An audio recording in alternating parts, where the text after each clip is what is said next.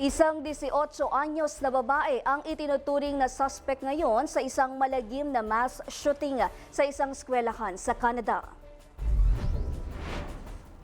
5 estudyante at isang guro ang nasawi sa pamamaril sa isang eskwelahan sa mining town ng Tumbler Ridge, British Columbia. Pinaniniwalaang ang suspect rin ang pumatay sa kanyang ina at stepbrother sa kanilang bayan bago ito magtungo sa eskwelahan.